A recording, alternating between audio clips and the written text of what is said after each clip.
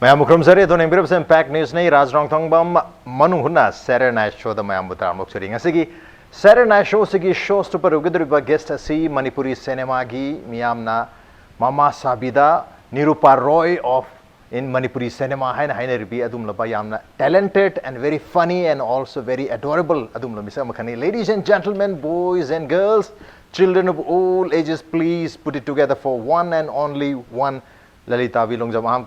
Lalitabi, welcome to Saturday Night Show. Thank you. Ado,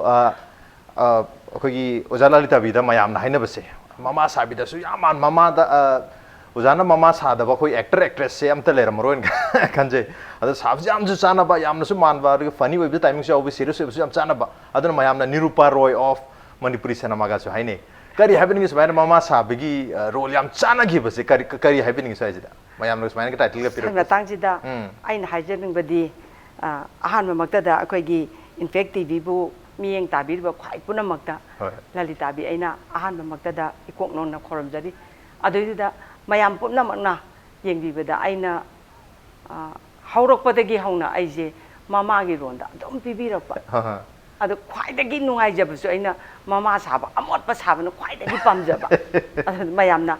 Amada Ugi Baduda, Mayam Pumna Magna, Amada so Adumina, I don't care if the CPV by that. Okay. Han Bahodoki with the career hatter, Sigilum Zirasang Posita, art killam, acting Lam Zirasang Posita, Mama Sabi rolls, the whole the gifts of Mayamna Su, Mama Sabisida, Yamna Chanaba, artist of Manipur, Pangzari, Hadana, Matang. Every role is Mama Sabi very cute. Others was I Maram the Kara and the Kanjan being a seat and Jazz Lozabana, was I Maram the on screen, the man looking on screen, the Hectolopada was a little bit of the S films of Nuarani and Adubo. Nasisumo Nasiki impacted with screen get screens at Torkmatamzera was a little bit Karagi and a Kahona was a little bit current by Imung the Horkibano, Ima Pavongi Mingari Koba, Kari Lekai, the Saukiba, Ichino Kasuba, Maito Baduga, Adu Matunda, Yumkai Palkmatams and Krai the Palakiva. Ari angang sing kaya subi pa kitang yung gimaram ta kitang thambiyo ita haijake ai porompa thawan thaba lai kai ta poksai aduga aigi baba gi mingna gaurasan kawe adubu maming khakta ni taba ai phamba haiboi haita boi tawbuda akhoi baba se lai hidre ha okay yam ngana legi da hoi aduga aigi imagi mamingna laisram ongbi chandramukhi devi aduga akhoi isin inausi akhoi nipan poe nupi taret nupa ama nupi taret ki manung da khwai da ki iton ton bi se ai na oi okay nupa na di khwai atomba nupa na marakta le adumaina akhoi nipan pokpa sida nupi taret ki manung da ai na iton ton bi mayam na dum hainai Lalitabi ti heloi atom bi ne sumaina hainai ada aigi Yum Palakpana, Porompa Sutekta, Nomoibung Porompa Sutekta, Longjam da Yum Pale, Aigi Ipurobegi Mamina, Longjam Gitomba, Atuka, I Isa Anipoe, Nupamaga, Nupiamaga, Moy Animal Loina Mayum Pale, I Moy Animayum Panga, I Shanti Panga. Why sang it? How Mongam listen to Mayam? Aduga, Aigi. Aigi hababu aigi isa ani magthaba amata phangde paisa di loi mange lapa lak tara tret mangba adagi lak ta mangba si yam yaure adu thabak la amata mai pak ta aduni ai koi lenga ki thabak si government gi thabak che aduni khwai ta gi Lalitabi gi laibak thi adu haujik thabak wanomi ba kangbu singje aina haijaning bada paisa hana khusina bigi noije sima khaktang de ai thamjaram gi ai ngonda mangi ba tawgi ba mayam do adubu Lalitabi ti isor lei jane bako adum ai gi watana ba se adum mapi re isor amada mangi tar ka so amada sang nabagi lambi se hoi no magi ai palising ani hum ama ani de adum ai gi ngarang magta ju mi amagi dubbing tawbiyo na lai adu Atopa artist amagi. Aduda lupa lising mga satpane ba. Adu lupa lising ani pige hai. Okay, I can guide you. Ako artist ni. Adum laho ba. Adum mai tawraga no magi adum radio da satle, Doordarshan da satle. Any mafam amada satpada adum nungsibi ba hai ta. Sakra thi ba. ima akogi ozagi magun haitare magun se on screen da thola kanda mayam na khangduni as adi yam man ba aseng ba masa da masa mama da ma oram do man ba on screen da tholu tui ba kena se character mayam se to jana to bikhre mayam se ado ozana huji happy su tak bikhre yum pan su yam nak na re ta porom pat ke porom pat yam nak na pan bikhre yum se ado ozagi kena se sigi art ki lam jida ga acting ki lam se han yum pan ringa de dum hobirak pra yum palam tung da to bir kamai taw ai di yum pan ringa de akhoi baba je isai sankrit no sankritan gi kara tawramme aduna akhoi isi animak no sankritol loi sai adu moi gi matung ilaga ai di ozana ai di moina sakpado taraga ne aisu pangchakta sakpane ba ado moina sakpado matung in aisu luhong baga je khara do mi matung in adu main tawe duga akoi babana tambi ba takpi ba akoi isi ani du yam phajana tawba moi adu akoi isi jing du ne loi angang dong na tawe ba na haman ba masa su paraga ko yam slim moi ba aina pang noi da noiraga hanubi da pang da man ado ozagi life to thoi situation mayam se awa situation boiro nungai ba boiro loina ma lag trate kun mangi baisu ekta comedy on thok ba yam nungai na lok thok pa je sigi art sidi hanjing na tambir mar ko sidi masana sigi art sidi ne ai isa itom da bole hai ai lupa lag tare ta tare to di ngak le ga hanjal lon su yai mangre di mangre loi gre adu ai gi mut sidi han ba yade kana gumba angang kharaga sum wari watai makta sanaraju moina mama Lalitabi ge ise Lalitabi ge lai ni ai di khwai dai hena nungai jabne ne ai inak ta loi yo makane ba ado mi nan di ai je yamna ot oiba kaino moina khan ga ne ba do hero heroine mayam je mama Lalitabi hai ga di loi moi mayam je ai bu pon ga ni sup ga ni moi mayam ta bi di yam nungai bunai tare do ozagi career se ngasai ichi singi matung ye lage se sakpade dai digi dum khara khara se sakpo ko art ki lam hai tar maroi na au gra du acting si kam kan dagi hobi ki acting ji na ne ai yum pala ba matung da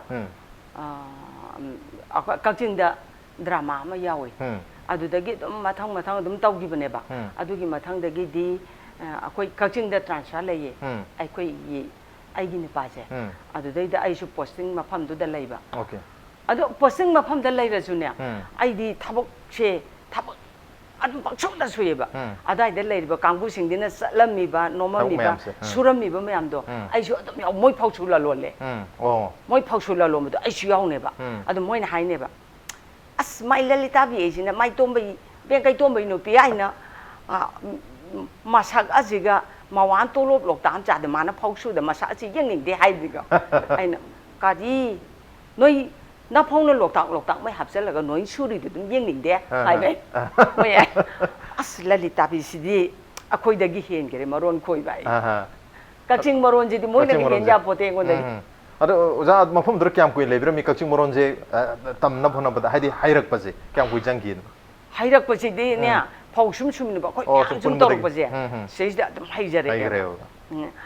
akhoi gi ai gi nu pa na ga ai na ga lon khoi ba je as wanda no doi ni ma di office da dum le mi na kana mo ji tin na ru da min khang de da ada ai di phau su la lo mani khang de imanam ni ga di adum tina ramin moin khoi bado ai jo adum hai okay mayam gi thabak sumina badagi adu gi loi tamme mogi chanabi khonabi adigi maruina language ha tar lon hai tamjale adubu drama hai da theater hai da khona taja bada oja se khoi kha Manipur dramatic union da su yawi rei ha adu dagi hogi bre acting se kamai to biki acting professionally miyam da kumjar edna mani ka aduga ai som da lak badagi di MDU da yaure sona MDU da MDU da khoi gi mayam jina kano tawbiyo na adum yaugre aduga MDU da yaurba manung du da MDU da sunu gi mahawe na ma tawri adugi mamang da di adum drama ji phanam tawre ba ko adagi sunu gi mahaw ji taw kan ai shiba jubli phange adu dai du da zahira gi sama soron jina ne pala e ba noi sei si dagi artist aring ba phawam ta khan ge la ine na matam de sama soron ni ai khang di ko ane sinma yaungning bro sum hange ba ko adaina karai degi angaw sok no khang ge sinma yaungning bra gain yam pakti he si taw ji hai be na yum da mung la e ba ko sinma adu de sinma yaungning bro ta hai ba yauro ji ga hai ba na ta hai ba adagi akhoi nu pa na hai ba ai nang sinema yau yaro ko nang na te jaro nang kai to wi ko adai ai si yau di yau ning ba adai gini akoi nu pa su ki ba as ai kamai to si ge na ai je akoi nu pa na office ko mag ti de ai da ai shooting halak na bon ai oh jehra ji yoksalaga adai gidi akoi nu pa na office ko ma aga mangonda aram chokki du da phammaga leiram ba sataba sarga oh office ko ma aga ngairam mi ba ngairam adai ai halaga ni ai khong khuning awang bi je siga ai gi stair je da ko ka khalak ba ti ta ne na khong si lok thoi ka ta na ka khalai ni ko adu ga yum kai che loi hanga kwa asai lawi sa ji as nikre ba ko ai cha thong doi ne adu ma satbe maram haram na vida changchalaga asna ji lei ba bu ko asa du gi lei gi ba na do hauji phau na ri boi ning ja adu da gi ai gi baking da mi lei ta ba hai tar ai baking da ga le di phau ri si de am ke na phau ga khal okay to jehra di nam gra adu gi mitu oja se jehra number yaure se yaure adu da gi jehra number zap ji da sunya ai je moi gi kasar gi yum ma khak ta changaga hojik ti ising batan je puthok ga ising thakna re dana matam du da ji ising batan je thok tari ba ko glass ta kai da khujai ta kai da changaga ising glass am ta thak je ba ga hai ga thai ye ba ko adu da ina yum ma khak ta changaga aina abema ising am ta thaki ba an hai ba ina ada hanubi ma hida ku pok chinga le ram me ba ko da ina nupim chadon au hana haraga ising kan ba changi bi sok tok tholak ta ba ada moi mangon do dane luhong bagi adagi kari hani jagui gi ka photo mayam am the le ba ko ada ina changchalaga photo ga de sok yenga ga lei ba hanubi do ne ai amakha kum tar le bu cho chalo torok bane me oh mangam makha da kum le bu cho na churi makha do le bu cho le ba adagi aina ne aina khalle ba ko moi de jangaga pot ka huran dong man ja ni hai khalle ba ko adu makha kum dar ga ina lepe adu ga di angang du ne ising kalaga puthore aina ising du thaira ga moi gi kanu mathak tu da thanam ba dari du da adai di aina asai bok thu ora kan hanjala kan da hanubi don hai ai lakho ka we ba ko adai na kari hai gi ma an hai ba gila sa ja amakha da thamu hai ba ko ai chi peng lau rin he ma shi hanu bi shi ma shi khatna ra si ra kai ko adai ai na gila si makha da tham ne ba ko thang kan ji da ai ji yam mo se pu kai re ai adu gi wa ji hu ji pha wari na rim ne tolhan hemanta je hemanta ne samajoro ne inam bem ne moi si da ina hai re ba ngasi ai shooting chuk tong tor ai mut chuk lai lai te horen ne ai mut lai ta ni na horen kai ta ya ro long du su crowd sin ni ai ne hemanta je thang yan ye tan dori ba adu gum bo crowd sin a ba ne ba ko adai ai na ngasi di nam gum si hayeng nam si sin ne ba kai no moi ta khal e ba ko si haidum haidu ogen asa hanu bim le yowe mana ai ngon da tor ise ngasi ai yang kai si ne ba lao cha si lao na hemanta ne ai ne adagi ti inam bem ne samajoro ne khoi mari si chatle aduga de hanubi dun hanubi du de ima si karigino ising thakbada imana chalo kholo hai si kaigino na hai panghanubi natra si haro poi wane da ai ju panghan gi dress to si la changurab sa changure ko sai gi character gi dress to hai tar dress to makeup ka som ta tok de ai panghan gi dress to si la ga changu ai gi wakhan ji sukan khalu da adui wa do adu ma di ta sing noi panghan la sing bu pore isiti haro poi wane da adai oh asigi we ai wakhan jo adai du da kitang han dai ba ko adu ju mi hun jong budi ko ai gi asau bom lei budi di sukok tok te ba matam du da singa mang yam khaina ram bai da sing yam khai ba moi gi kasar gi di khara asing moi di khara khai ba jat ne ba mana khalami di panghan nupi ni imung da ga sang gi ni ka khanja ba du ni ai na di pak chau da sar ba som ozagi get up tai ozagi chelai ba costume mong du da dum yam man gi da character du man bagi cherak pir pai ta ai gi dress tu ga adri dia man bagi cherak pani je khanga kan di shooting du taur okay adudi punsi gi ahan ba cinema ta film se zehra se no iduro jagi thawai gi thawai da na nam ne thongamba thongyang banane puthokpa akoigi makhomani moksabaga ibani kano tongminaba makumme thongamba thongyang bagi kari thawai gi thawai okay thawai gi thawai sin ahan boy ba zehra sin anirak suba adu thawai gi thawai nambadadi Ozagi ipuroi bana adai dudi khang khibra khang da bra adai dadi khangde thawai gi thawai jun song khangidre chukang khangidre sina ne ngasagi character du chaw da bani na ne sin ahum mari khaktani na ne nong mada loye salo nam thokram ne khang haude aduga haujik nammi ba film jina keset lupa cham yang khai bi ba chani bi bamna paklam da nam do handon je adu akoi hanagi sheroloi film dadi 35 mm kanu chi dadi rin pasado yam changbani na one thing okay oi da ba ya de sei si dadi yam ti wagi aduga wana ne yamna telaba matamda ai film taret kum hoye okay celluloid ki film se okay ngaktra asboy loi ngai eba kamain kum mino ado aina kum gi haru ba sunate ba ngasai gi jehera da tawgiba adagi di makhomani ge ibani tawgiba adagi tawai jehera ado zagi life ta film ki career sida kitang u turn ha gadram ayu natraga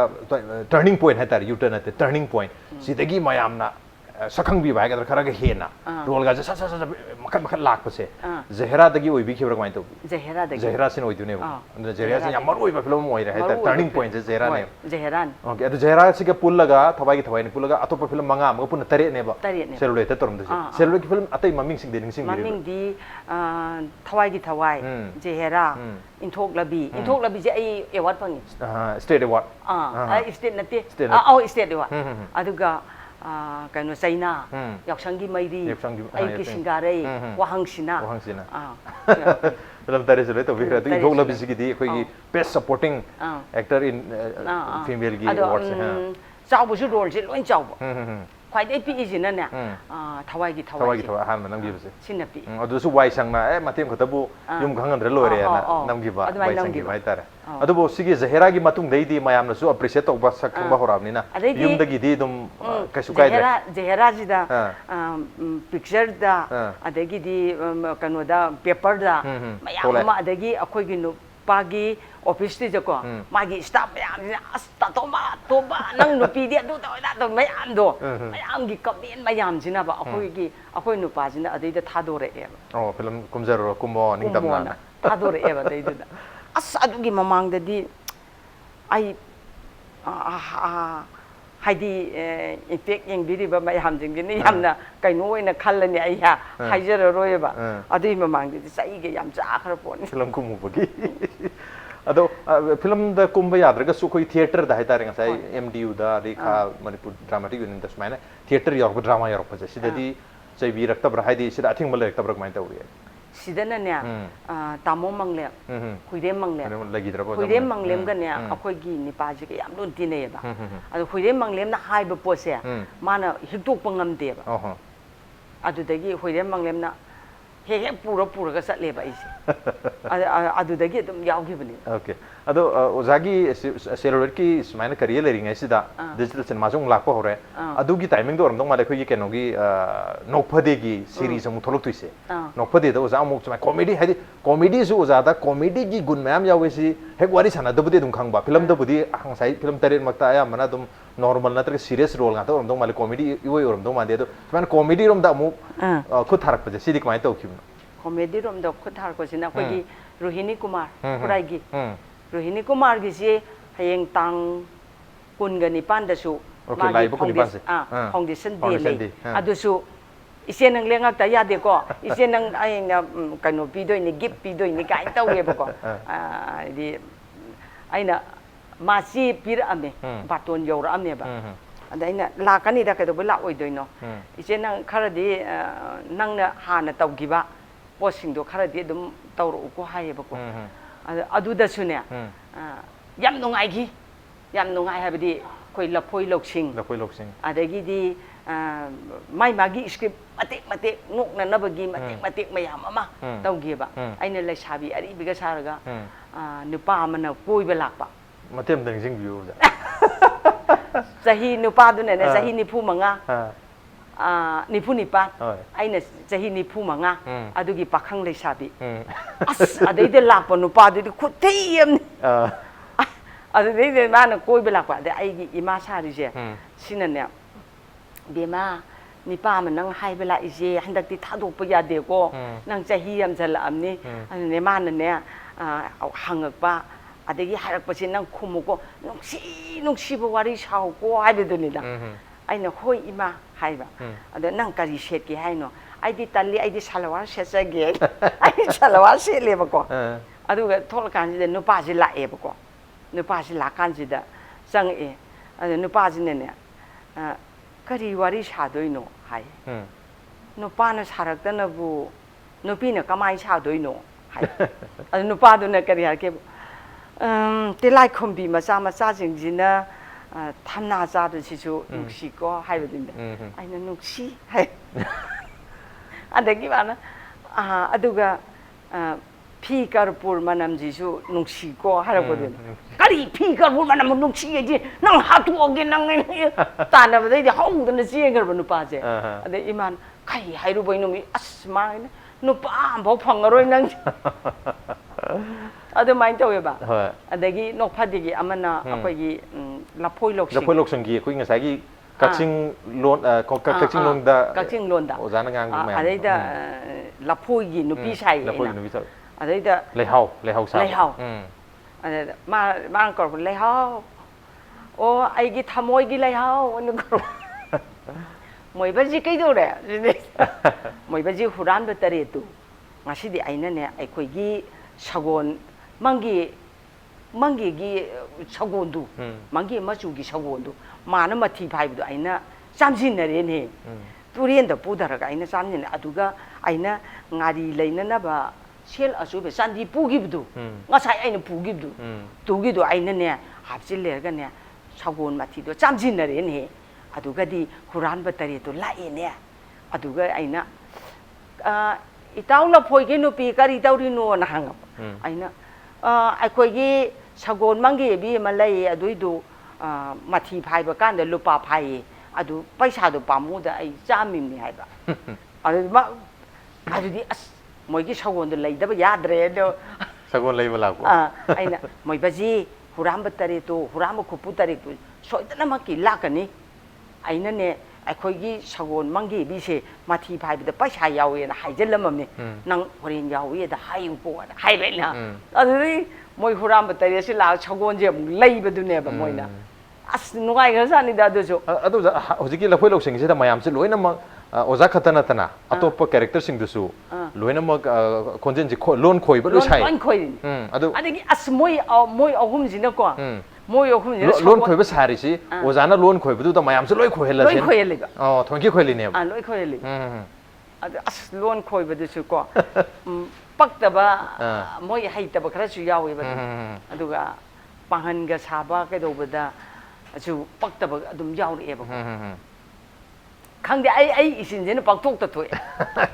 okay yamna pamna ki batum la phoi lok singi khoi comedy hai tare khoi nokpadi ki series ta yam pamna ba maroi no ozagi wangang bi mong yam pamna ki bani okay adu ozagi ngasai khoi award phang ki ba khoi inthok labi rigi zehra da ka hana yam appreciate to budagi ozagi career je dum hogre aduna zehra da gira ada inthok labi gira khoi film sing sidi khan ningsing bire bra khoi dialogue kum badi hoi adum ningsing khoi zehra da gi warasu ai dialogue am tang to bire ke te jan matem akhoi film gi dialogue se yam tien ba wahi ani humna ne min tawraga ne babok na dum khangjaro ga haibagi akhoi am chang ba action na yam boy hai tare ayam boy ba acting na yam boy hai tare hek tholok pa matam da aina mi em da wa ngang ga dore da na adur boy di aina ngang ga dori wa je babok da kaino ma fil ta hon bai ta yes acting gi kuthang da expression gi kuthang da aina thola aga acting am to ma kaino am to dore chamaina khanghan ba aduna ai gi idea aduga akoi gi stage da ga thoga akoi drama ga to buse sigi sina ai gi ichanupi saba natraga ichanupa saba any ama saba na hana thoeba ma ji 100% mangon da yenge babuk mayam sina ai mu tholaka doine ba ai mu tholakpa kanji da ma ꯃꯥꯒꯤ 100ꯁꯦ ꯑꯩ ꯀꯃꯥꯏ ꯃꯨꯟꯁꯤꯒꯦ ꯁꯤꯅꯦꯕ ꯑꯩ ꯑꯪꯀꯁꯦ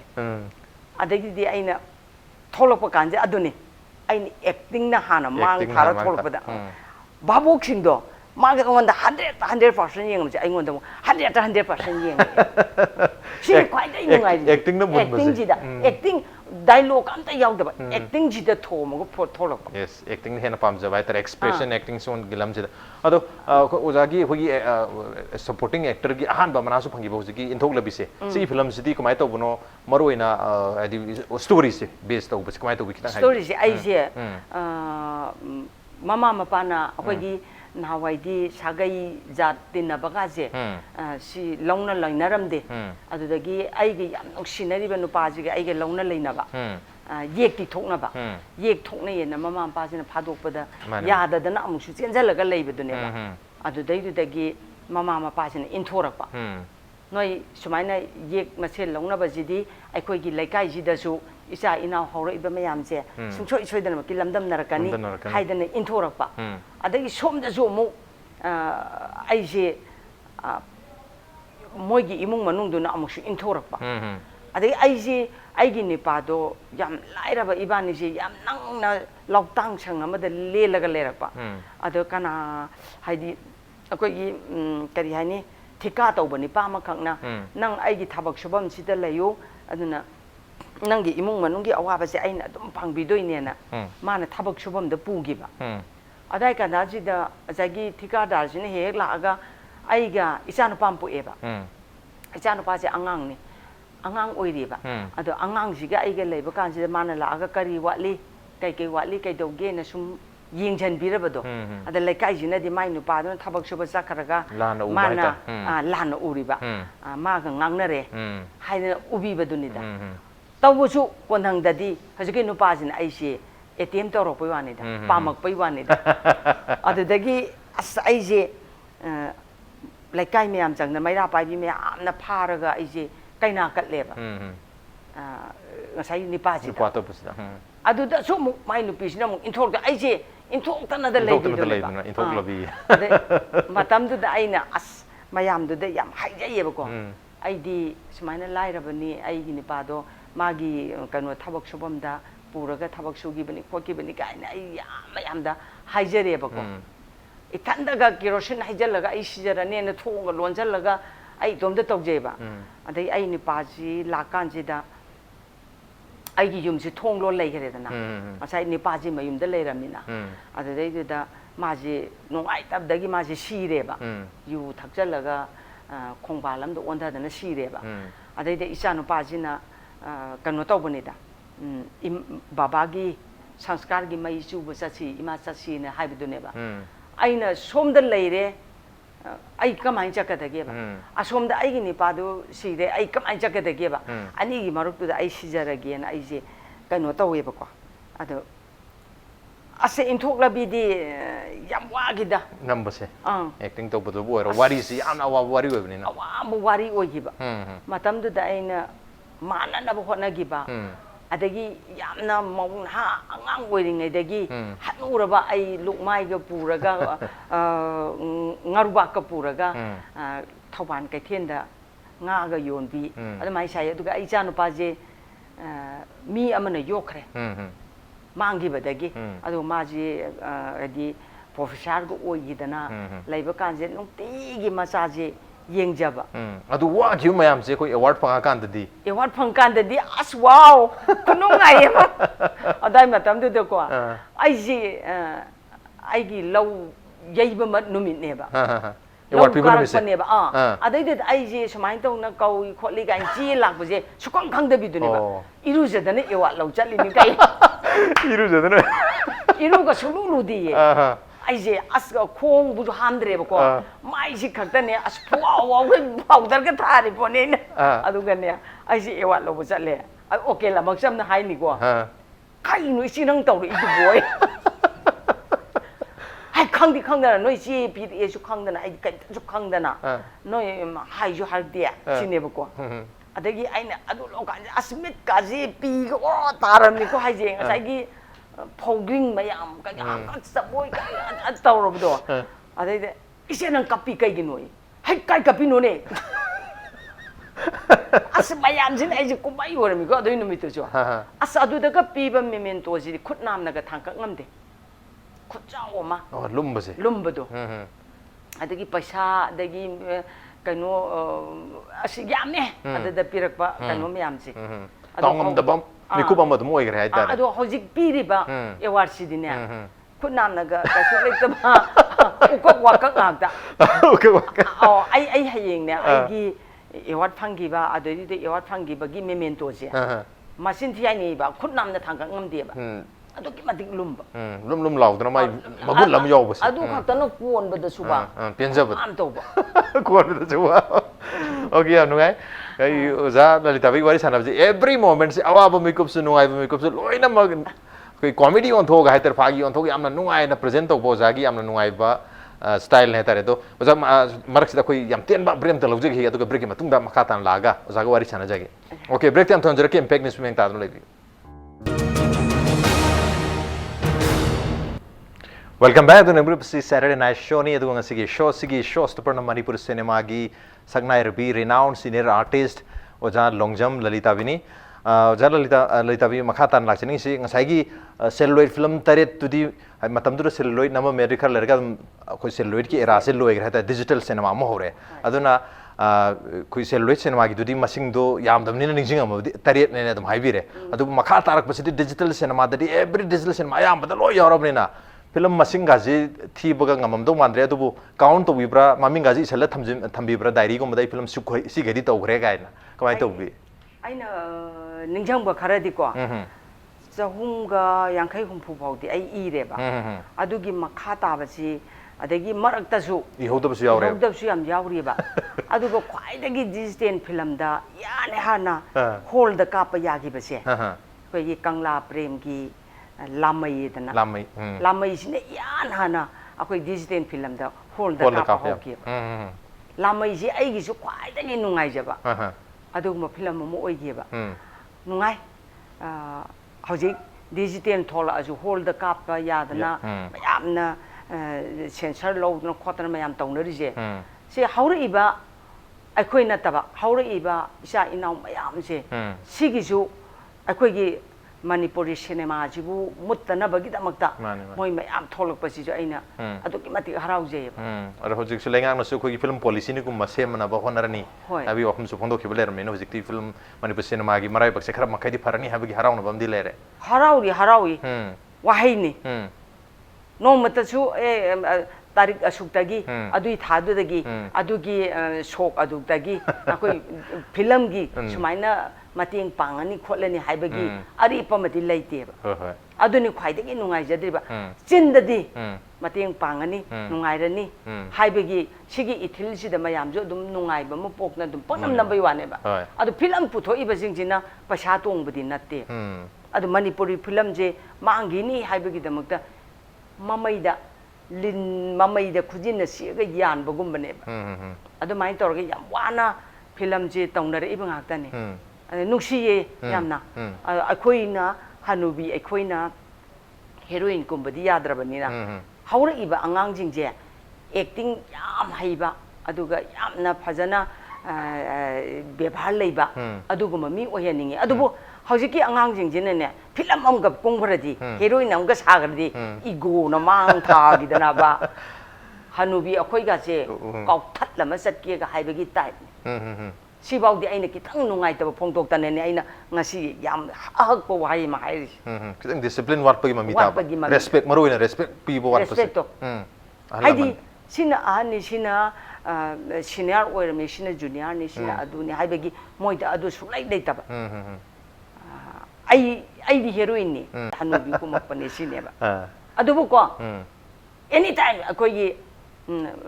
film dadi ko moi hat pangamoi ba koi mani yak wahai masok de cut tawgibani na akoi moi hat pangam deba hek thokmina jeba stage aina ma thokmin riba mi du ne sekelam da ma bu hat pangam de ai Lalitabi na te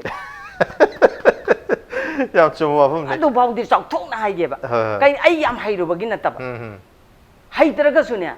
nungsi daraga di yam tu isaida isai hanbi ga duhar ga ani sakai narakpada hatok na ri do adu maina akoi ju ꯁ꯭ꯇꯦꯖꯁꯤꯗꯗꯤ ꯍꯥꯠꯇꯣꯛꯅꯕ ꯉꯝꯃꯦ ꯍꯟꯗꯛꯃꯛꯇ ꯑꯩꯅ ꯈꯣꯡꯖꯣꯝꯗꯀꯣ ꯈꯣꯡꯖꯣꯝꯒꯤ ꯄꯥꯎꯅꯥ ꯕ꯭ꯔꯖꯕꯥꯁꯤ ꯁꯥꯟꯅꯩꯗꯅ ꯆꯍꯤ ꯈꯨꯗꯤꯡꯒꯤ ꯁꯥꯟꯅꯩꯗꯅ ꯁꯤ ꯑꯩꯅ ꯆꯤꯡꯂꯦꯟ ꯁꯅꯥꯒꯤ ꯃꯃꯥ ꯁꯤꯖꯁꯦ ꯑꯩꯅ ꯁꯥꯏꯌꯦꯕ ꯃꯥꯡꯁꯤꯗ ꯀꯩꯅꯣ ꯐꯝꯃꯤ ꯁꯤ.ꯑꯦꯝ. ꯕꯤꯔꯦꯟ ꯅꯖꯃꯥ ꯍꯦꯞꯇꯨꯜꯂꯥ ꯑꯗꯒꯤ ꯒꯣꯚꯔꯅꯔ ꯑꯗꯒꯤꯗꯤ ꯃꯟꯇ꯭ꯔꯤ ꯃꯟꯗꯣꯟ ꯃꯌꯥꯝ ꯑꯃ ꯐꯝꯃꯦ ꯑꯁ ꯃꯁꯩꯁꯤꯗ ꯑꯩꯅ ꯁ꯭ꯇꯦꯖꯁꯤꯗ ꯄꯨꯔꯥ ꯍꯦꯛꯇ ꯍꯨꯝꯃꯒ ꯄꯨꯕꯅꯤꯅ ꯈꯨꯕꯥꯛ ꯄꯣꯛ ꯈꯨꯏꯌꯦ ꯑꯗꯩꯗ ꯑꯩꯅ ꯅꯖꯃꯥ ꯍꯦꯞꯇꯨꯜꯂꯥꯁꯦ ꯈꯨꯔꯛꯑꯦꯕꯀꯣ ꯑꯗ ꯑꯩꯒꯥ ꯕꯣꯕꯣꯅ ꯍꯥꯏꯌꯦ ꯑꯁ ꯂꯂꯤꯇꯥꯕꯤ ꯅꯪꯗꯤ ꯀ꯭ꯂꯦꯞ ꯌꯥꯝ ꯐꯪꯉꯤꯍꯦ ꯈꯨꯕꯥꯛꯁꯤꯅ ꯂꯣꯏꯔꯦ ꯁꯤꯅꯦꯕ ꯑꯩꯒꯥ ꯅꯖꯃꯥ ꯍꯦꯞꯇꯨꯜꯂꯥꯅ ꯈꯨꯔꯛꯏꯗꯣ ꯀꯩꯒꯤꯅꯣ ꯈꯪꯕ꯭ꯔꯥ ꯍꯥꯏꯕ ꯈꯪꯗꯦ 나론 이론 타이마이 하이미 론 ꯈꯪꯗꯕꯒꯤ ꯈꯪꯁꯨ ꯈꯪꯗ ꯃꯥ ꯈꯨꯕꯥꯛ ꯈꯣꯏꯗꯣ ꯃꯤ ꯈꯨꯌꯦꯡ ꯈꯨꯔꯤꯅꯦ ꯑꯗꯨ ꯑꯩꯈꯣꯏꯒꯤ ꯂꯣꯟ ꯈꯪꯗ꯭ꯔꯒꯁꯨ ꯂꯣꯟ ꯑꯩꯒꯤ ꯇꯧꯔꯤꯕ ꯉꯁꯥꯏ ꯑꯦꯛꯇꯤꯡꯗꯣ ꯑꯩꯒꯤ ꯑꯦꯛꯇꯤꯡꯗꯣ ꯑꯦꯛꯁꯄ꯭ꯔꯦꯁꯟ ꯃꯌꯥꯝꯗꯨꯗ ꯂꯣꯏ ꯈꯪꯉ ꯄꯥꯎ ꯐꯥꯎꯅꯕ ꯑꯩꯒꯥ ꯕꯣꯟ ꯍꯥꯏꯅꯤ ꯑꯁ ꯅꯪ ꯀ꯭ꯂꯦꯞ ꯌꯥꯝ ꯐꯪꯉꯦ ꯃꯥ ꯍꯥꯏꯅꯦ ꯃꯤꯁꯤꯅꯅꯦ ꯃꯤ 3,000 ꯃꯊꯛꯇ ꯇꯤꯟꯖꯟ ꯍꯥꯏꯖꯒꯤ NTUꯒꯤ ꯁꯨꯃꯥꯏꯅ ꯑꯗꯒꯤ ꯐꯤꯂꯝꯒꯤ ꯁꯛꯅꯥꯏꯔꯕꯤ ꯑꯃ ꯁꯨꯃꯥꯏꯅ ꯀꯨꯝꯃꯤ ꯈꯣꯠꯂꯤꯒ ꯍꯥꯏꯕꯗꯨꯗꯤ ꯃꯤꯁꯦ ꯍꯦꯛꯇ ꯐꯨꯟꯗ ꯌꯦꯡꯕꯅꯦ ꯌꯥꯝ ꯆꯨꯝꯕ ꯋꯥꯐꯝꯅꯦ ꯑꯩꯈꯣꯏꯒꯤ ꯑꯦꯛꯇꯤꯡ ꯍꯥꯏꯕ ꯇꯥꯔꯦ ꯅꯠꯇ꯭ꯔꯒ ꯑꯩꯈꯣꯏꯒꯤ ꯃꯤꯑꯣꯏꯕꯒꯤ ꯀꯝꯃ꯭ꯌꯨꯅꯤꯀꯦꯁꯟꯁꯤꯁꯨ ꯆꯥꯗ 39ꯗꯤ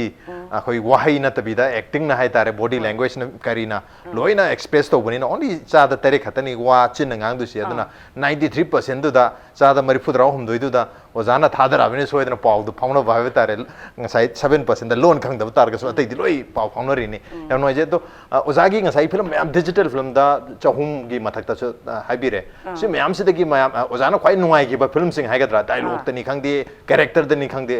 ꯑꯣꯖꯥꯒꯤꯁꯨ ꯀꯣꯃꯦꯗꯤ ꯑꯣꯏꯕ ꯐꯤꯂꯝꯁꯨ ꯌꯥꯝ ꯑꯗꯨꯝ ꯌꯥꯎꯏ ꯁꯤꯔꯤꯌꯁ ꯑꯣꯏꯕꯁꯨ ꯑꯗꯨꯝ ꯌꯥꯎꯏ ꯑꯗꯣ ꯀꯣꯃꯦꯗꯤꯅ ꯍꯦꯟꯅ ꯅꯨꯡꯉꯥꯏꯕꯤꯕ꯭ꯔꯥ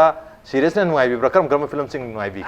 ꯑꯩꯅ ꯅꯨꯡꯉꯥꯏꯇꯕ ꯑꯃꯠꯇ ꯂꯩꯇꯦ ꯑꯣꯀꯦ ꯑꯩꯅ ꯅꯨꯡꯉꯥꯏꯇꯕ ꯑꯃꯇꯗꯤ ꯀꯣꯃꯦꯗꯤ ꯄꯤꯒꯦꯔꯥ ꯑꯉꯥꯎꯕꯤ ꯄꯤꯒꯦꯔꯥ ꯑꯗꯒꯤꯗꯤ ꯏꯃꯣꯁꯅꯦꯜ ꯑꯣꯏꯕ ꯄꯤꯒꯦꯔꯥ ꯑꯦꯅꯤ ꯃꯣꯏꯅ ꯄꯤꯅꯤꯡꯕ ꯄꯣꯠꯇꯣ ꯄꯤꯖꯅ ꯑꯗꯨꯒ ꯐꯤꯂꯝ ꯑꯃꯒ ꯑꯉꯥꯎꯕꯤ ꯁꯥꯕꯗ ꯆꯞ ꯃꯥꯟꯅꯕ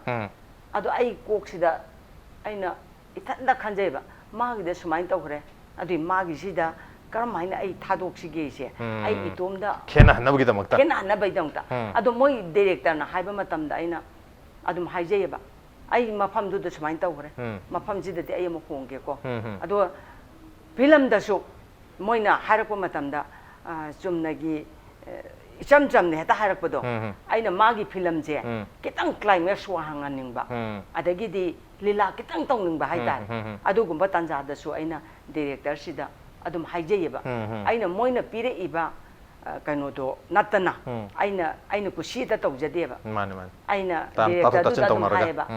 मु आइ समाइन तौगे खाले अदो नोइगी वाखंदा करी लेगे तानाबमा आई अदुम मता हाइबा हाबिदि फिल्म दु वांग हौरदि अखोइ जु वांग दोइनेबा अदुमाइना जाम मखोंगा जे आई नोइ कक्चिंगी कइनो दुदा बेस्ट सपोर्टिंग अवार्ड फंगेबा माने माने दगिदि उड़ीसादा ड्रामा सानबा चपदा अवार्ड अदुम फंगजरे आइना चलु बो मफम खुदिंग मक्से याम गेरे याम मोरे अवार्ड मचा ममदि अदुम फंगजेयबा अदु अवार्ड किसु मसिंगा हाइफे अदुम टीवी बजा अवार्ड से क्या मोगा फंगबि करे हाइ मरु ओइबे अवार्ड सिंग हाइतारे ओजागी लाइफ ता ओजाना मरु ओइन खंजब आई डायरी पोरक्तरेबा डायरी यादरेबा डायरी यंगा हाइदो यादरेबा हनुरेबा चमी चमी हनुद्रसु लोइना मग तिनिंग संग पोते दे लोइना निंग संग ngамदरेबा यामनगिदना अदु फिल्म अमा थोरबा अदु करी फिल्म कवी खांगदे येंगा खांगनी आई नेना गावगरे माइना हाइबा अदुनेबा अदु फिल्म जी याम छल्ला अमिना को ngौछलेबा अदगी आइजे याम नोकनिंगबमना फोरम आइजे कौखलेबको वार्निंग पियेबा वार्निंग पिजिना काइकू को अदगी बोनी अदगी गोकुल बल्ला सोमा मयाम जे लोइना वार्निंग पियेबको सिना करी वार्निंग नो हाबदा मोइ शेड्यूल पिदबगी शेड्यूल लितबगी आइजु यावरमेबको अदु नोमा बोनी सिना इंगोंदा हाइबनुंदा हनुबी नंगना मकोकता लेहोबनी शेड्यूल पिदबा नंबर 1 दा नंग मकोकता लेहोरमनी सिनेबा आइना करिया आई बिदि कइदबोय पिदबा हनुबी इंगोंदा सिनेबा लाक्तबा यारोये मकोकतने नंगी इहौरिदो सिनेबा आइसे नुंगाइत्रेने सम खल्ले kaino hero heroine marak sida ai hanubi ai moina warning pi si kai gino ai bu lawo ko ri si kai gino adai din nong dang je shooting hala ga aina ne Sujakanta ise wam ta hange ne na phone to wa kai do re ise noi hayeng je mayam kanu kau khat pra si ne ba kau khat di hai ise yaw bra ne ise yawina hai ra ko du ni da aina kai yaw doi ba khang di ni sia isi je no the film ani ni jat le na waning to ro mi mi ne asine ba ko ai di no mu the film ani jat kera ahum jat kera ai mi amata nga hende ai nga hende ba nga jo ai no mu the film ani jat ba se ayuk tam pi ba nung tin tam pi ba ani jat ba se masaka han khaido ga ai pungsing asuk ta hai gi ai asuk da noi tha bang ngam gadra sumaina hairaga ai adumaina kum eba ai mim tang ngai hande artist am ta ai ngai hande aduga di Sujakanta ise la kanu da yaida angang mayam marak tu da ise kar maina warning ja doino la kanu da haire eba ko adu da ai lehau ni adboni na hanubi nang makok ta han le ho makok di hauram ado sagi khoi Manipur ngi ha pe takpiri bada ozadi khoi gi hana theater da su ha de drama mayam torok pani na drama sidi khoi ngasai khuji ki channel sanai mama sa bi role handak ti khoi no takpiri suma mayam khoi stage ke phampak da thorok matam da di rehearsal mayam to widuni dialogue sima loina kok ta kai da lo yaurag lai duni wari sang tu ni adugi acting torok tu ni aduga khoi Manipur film ayam ba khoi prompt toraga maning da khoi assistant director na haira ga to base sida di maduda nungai ta ba haga dra nungai ba haga da kari happening hai stage da to budi ko wing marum da khoi gi yam thuna lila je mundana khoi gi tinna base mundana sana gi ba matam da di pom chang ne ba ko aduga khoi na hojik jinglen sana ga sana ri ji di pom gi mafam ga lai bijat na te direct thamoi ji torokan aduga kaino ju khoi gi sound ji ju ko microphone khoi gi kanu da sumang la yan base sumaina dum ya la ga dum tawe ba adu maina sanai chinglen sanagi ngasai khoi governor ga khoba ka khugi ba dialogue ma tiam tang ningjeng biraga de chinglen sanai mama gi adai da sumain tawe kanu sina pauna sina pauna gi sida ai gi isa chinglen ji akhoi martial art ai dare khoi thang da ji tamjabado adai da no mama si da haibane ba ai lan chat ke oja gi tung ilaga ai lan chat pa yaw ge sine ba mama si ne chat pa yaroi nang lan chat pa yaroi males ki kallaba lan pham madu da pi iba nang na kar maina lan chat kani nang chat pa yaroi na thing badu ne ba mana tumin na oja gi manak si chen gi badu ne ba adu da aina hange ba ojabu jinglen sanabu somda yobirapra kaina hangbajida yawrami mama chijagi makhon tabada kadom dano chen gire chine adaidi aina mangonda nire eba ko ngasidi isa jinglen se chumai tawdana lan chat ke haire haib kanjida mayam jina ko aina chatpa yaroi thingak pasida ko aina masidi kana ro yaro ordore haida khangdana aina Singlen nangbu la si chat ning brane hang ima ai lan chat chage ne har ko Singlen nama ai sibu ayam binupi amagum na khan brane oja gi thogan tawdana ne la si chat charo ko har ko as mayam ja kuwa wa khura ko ya ai thingam ma mayam ja lal la roena aina chat charo ko na thadoro ko du mayam kuwa wa chu ge ba adi oja du da in haire oja ngasidi karigumba posak ama khaktadi ojagi mafamdagi nijage happy ko oja hakani mama sija aina sukchak choidana hakani athauba nangi natik nagaya nayai maitrabak thuna khangido pikliba isadi hayeng lan phamgi mayaida ojagi thogan phangjasan karigumba ojana maithiba tarabasu isana samu mang thaduna thawai thaba oje kisanu ko oja aduga karigumba athaubana langam phiran thetuna maitei kangla da amuk halakpa thoklabadi mama aigi phiji mani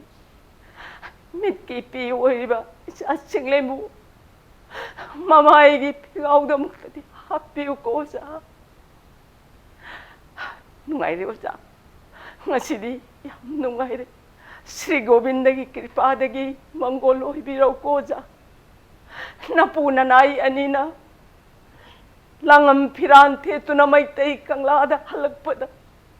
maitay kang lagi lintong ba pirana ay no humna paibado mamay na haraw mo monog tu na mugtadi yung jage ko ja ya no ejo ja mayam na khangna ra bawari ngakta ni adu ozana mu masigi ano interpretation am pi matam da tu sungwa khoi da su ozana feel tori man phon bangam mai tare yam nungai je ja adumak ne ozana sa tak pi ba acting gi lam sida ti ai lamba tok jage yam chana na hai bi tare yam nungai je ja do ozagi film mayam si marakta ozagi yam noi ba character role dialogue mayam su lei adu marakta khoi na mayam na yam pam na hai gadra khoi sumang lira hoina su yam le ramba yam su pam na gi ba sumang lira hainau jong yumbal telanga ya hebse musu digital cinema hoina on thoi adu da su ozagi role hai tare role se khoi lila da yoi dun hen be ade ai gi su anu bam hapum dia de habagi yam nuai na su to birak hai tare matam du da ko haidi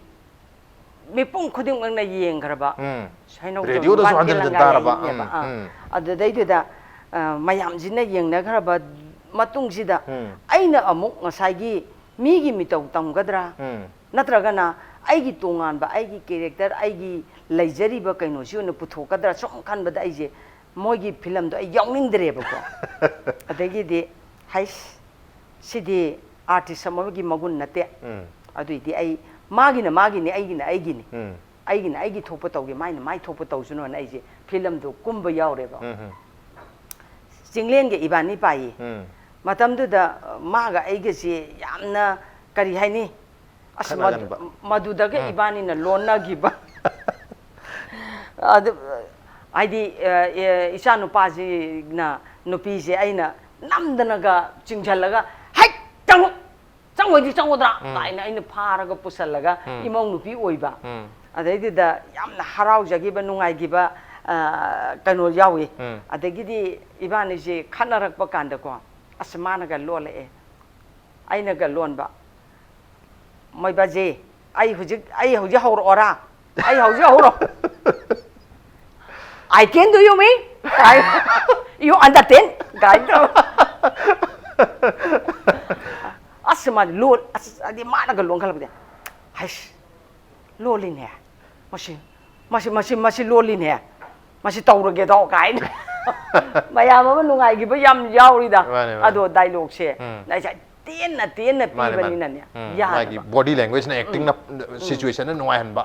ado hai tare yam nungai ado jana matiam tang haiber pu su yam nungai je ado ja khogi serena shogi yam maru ba tangkak ama yoksin jare tangkak se aina question se tuna hangjalak pa ado jana question pakhum se ten na wahai amani da sentence amada paring amada ga tuna khumbi ba wakang ga khandabi adu makal gi quick fire round quick fire round nai dana ko tu hangjaba tu khumba adu hojara ge okay quick fire round with Oza Lalitabi ahan ba question si Oza Lalitabi si pung ko mari se nong magi hetare ne hayeng nongalak ba sida nupa oler me kalje adu dardi pung ko mari khate nong khate ne ondu se nong khate nupa on bun numisida Oza kari di to biram gen khali nupa wala ka waisit kani sumang waisit kani nupai matau okay mathang se laksage mathang gi punsi chupa mathel amakak se numit khuding gi saduri ngasi habe matung se dagi nungti gi hinjang mathel amakak hanjan dum charane adu ta di karam hinjang mathel chabi ge khan bi irom bazani iromba dum nungti charju skai di apam bani okay thakpa ya mahi amakak se liter ani amuk to plop thakchelo hata di karam mahi thakpi ni mado khoi thakpa ngamo cha thakpi gadra kopi thakpi gadra apam ba to liter ani di thakpa ngamo liter ani di okay khwai dagi hauna thongjaba ozana mathel je kari oibi hinjang se saugri thongba se khwai di hauna okay ado ozana kananom gi punsida mi atopa amagi ni ko ozagi punsina ta ozana atopa amagi punsida tumina yengba ngamdar gadi kana gi punsida yengbi nga hingi hero gi punsida yenge hero gi punsida okay matang si ozana tauba sunghai heroine khanjaba ani thaba am tang haibi aina haitaba am ta laite okay mathang si ozaga ko work to mina ki vi khoi haidi ko worker sing hai tare ko actor mayam ni makhoi maming panjar ke makhoi maming jek pan matam da oza ju ngasai sankritan dagi horpan isai khaga chudum sakpi banina isai matek amam tang sakpi hai tare ahan base abok pisak mayam gi abok pisak kari isai sakpi ni oza ibok abok pisak gi dam ram gi isai matem tak sakpi line am ta Rama Sholu Krishna Sholu Rama Sholu Krishna Tai Bangi Jana Bigi Wang Madalai Roi Krishna Sholu Okay, mathang si say sakpiu ichi mom miam gi se mom bigi da mutakari say sakpini line am tak sakpiu Magi isai sikari saksige magi dong ta sang bam hekta line am dedicate tak din ichi mom bigi isai sikari sakse maga ige kainu tawkiba ma lei adaidida sakiba asigi makha ta bajo dum haizarake Thangolado maya thangu thauna Thangolado maya thangu thauna hello ba Thangolado maya thangu thauna maya thangu thauna thangu toina yengu bhai jo ton tau maya takini Thangolado maya thangu thauna Okay, aroi basi miyam gi tayanjam imam yam madari kari sei dedicate to bini ngondana Manipur kawi ima sakhen bi asangba phigena laiteng libi Manipur kawi palem sakhen bi